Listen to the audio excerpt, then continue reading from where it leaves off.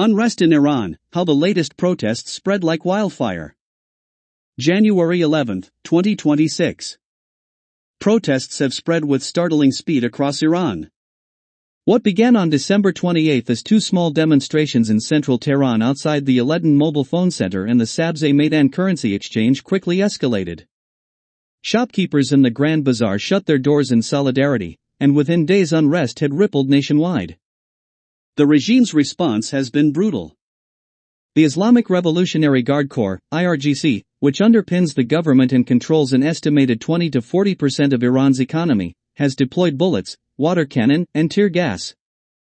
At least 35 people have been killed and around 1,200 arrested. The immediate trigger was another sharp collapse in the rial.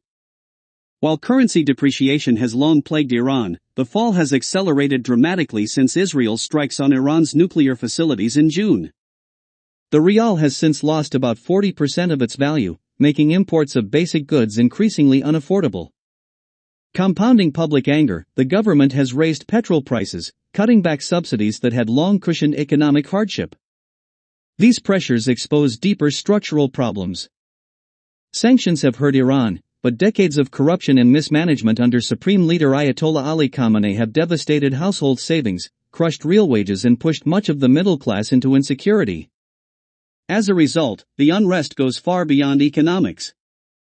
Rather, the protests reflect a long-standing political rupture that erupted openly in September 2022 after the death and custody of Mahsa Amini, arrested for allegedly violating hijab rules. Many Iranians now direct their anger at the entire system. President Masoud Pezeshkian is widely seen as powerless, while real authority rests with Khamenei, in office since 1989, who controls the IRGC and vast economic assets. This explains why slogans increasingly target the theocratic system itself, with chants of death to the dictator aimed squarely at the supreme leader. The protests are notable for erupting mainly in smaller cities rather than Tehran, despite intensified repression since the summer. Authorities have reportedly detained some 21,000 suspects in sharply increased executions, possibly numbering up to 2,000. Still, caution is warranted. The crowds are smaller than those seen 3 years ago, the movement remains leaderless, and Iran's opposition is fragmented.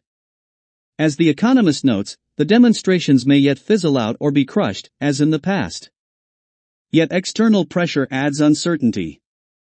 Donald Trump has warned Tehran it will be hit hard if it continues killing protesters, claiming the U.S. is locked and loaded. And as recent events in Venezuela suggest, even entrenched regimes can face sudden, unpredictable shifts. By the Week U.S. Story by the Week UK, January 11, 2026.